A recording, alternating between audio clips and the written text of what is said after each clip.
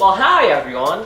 Today we're going to be making some hot dogs. Good hot dogs. Not just the hot dogs that you find in the hot dog store, but good gourmet hot dogs. And we're cooking them a special way today. We're not just boiling them or sticking them on the grill. We're going to make these hot dogs good hot dogs. Not just like the hot dogs you buy at the hot dog store, but no, good gourmet hot dogs. So we're going to cook them a special way. So not like how you normally grill them or boil them. We're making these good hot dogs. To start, we're going to cut a long slit in our hot dog. And then we're going to break it open like so. Alright, you see that? So when folded, it looks like a normal hot dog, but we're going to cook it like that, with the inside of the meat on the burner. So we're going to do that to both hot dogs real fast.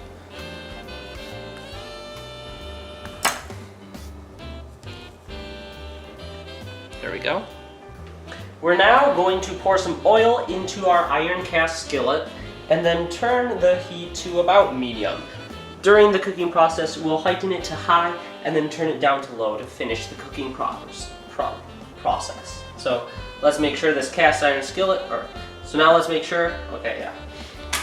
we're now going to place our hot dogs with the inside of the meat facing down on the hot iron cast skillet, like so.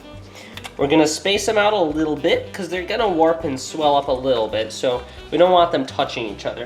And then we're going to take the little nom-nom and stick it right there in between. And we're going to let these go for about, I'd say, 45 seconds before we flip them and kind of crisp the outside skin.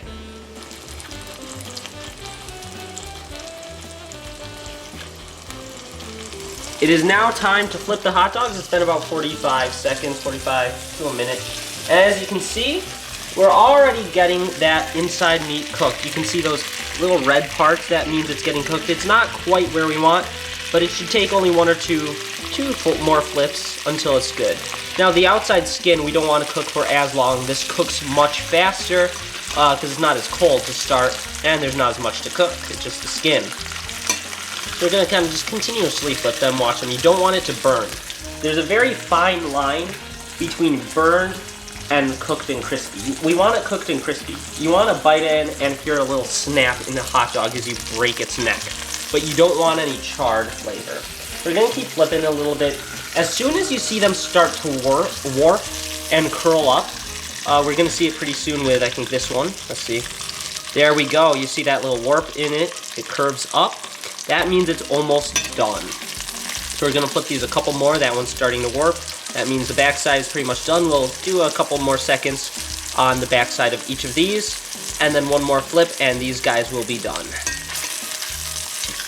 There you go. See, it's getting cooked. It's getting a little crispy on the inside, but it is not burned. It's very important that you don't see any black or brown, just a dark red. There, it curls up perfectly. There we go. That is perfectly cooked on the outside layer. See how it curls up? It's nice and warped from the heat, and that is very, very crispy, but it is not burned at all. We're probably going to do about 20 more seconds on each, on this side, and then they're going to be just about done. I'm actually going to flip them one more time. I like mine a little more well done than that. There you go. On the inside, you see that dark red, but no black or brown. That one's almost done. This one, a couple more. So we're going to get that backside skin just cooked a little bit more.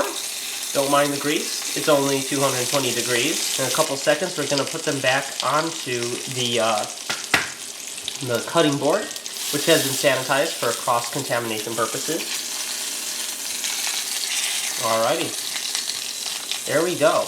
Do you want cheese on yours? Yes, please. You'd like cheese on yours? Alright, so I'm going to show you how to melt the cheese. I'm going to take these, dab off some oil, and flip them right there onto our tray. And they'll start to unwarp. They'll start to unwarp a little bit and flatten out. We're going to take our little nom-nom a little bit there. There we go, and that one's done as well. And then we're going to turn the heat off, almost off. It's going to be on low. And then we're going to get our sliced cheese to melt and then place in between. Oh no. It looks like we might not have sliced cheese.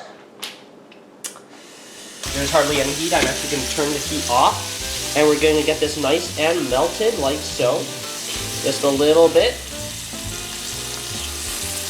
There, we're going to stretch it out and lie it right in between the hot dog, just like so. And then we're going to fold this over onto the melted Gouda cheese. Now this is going to be a disaster to clean up, but that's my mom's job. This looks like the bottom of my aunt's feet. Tastes like it too. Here's the cheese dog, the Orlando style cheese dog. And here's the Orlando style Philly hot dog. I've taken several geography classes, and I like to blend geography with hot dogs. Brought in a famous hot dog master to try these Orlando style Philly dogs. He's gonna try the cheese dog first, the Orlando style cheese Philly dog. That looks very delicious. Looks delish. It's very tender. Very tender. There we go. How is it? Divine. Is it? Like, truly. Is it actually? Truly. It's truly divine. Let's watch him take another bite. Try the non-cheese dog. Try the Orlando style Philly raw dog. Oh yeah, you see that crispy meat? There you go. Caramelized. There we go. All right, there we go. How was that one? Is it exquisite? The flavor of the meat is much more profound in the cheeseless one, but the cheese is an excellent touch on top of the dog. You like the cheese? Which one's your favorite? Personally, I'm more of a cheese dog guy myself. You like the Orlando style Philly cheese dog? Now question, how many hot dogs have you had in your life? That is a tough answer to question, but you know, I would say that I have on average at least 4 hot dogs a week. Okay, 4 a week. And you've lived how long? I have lived 21 years on this short, large earth. So what's 4 times 52? Times 21. I'm pretty sure that's somewhere around maybe 10,000. 10,000? So you've had 10,000 hot dogs. Where do these two rank on your hot dog rankings? On a scale of 1 to 10? 1,000. Yes, I would give the Philly.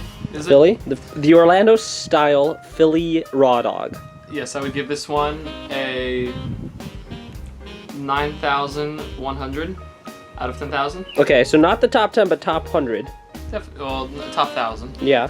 The cheese one, however, I would give a 9,652. 9,000. What is that? It's pretty good. Okay. It's pretty dang good.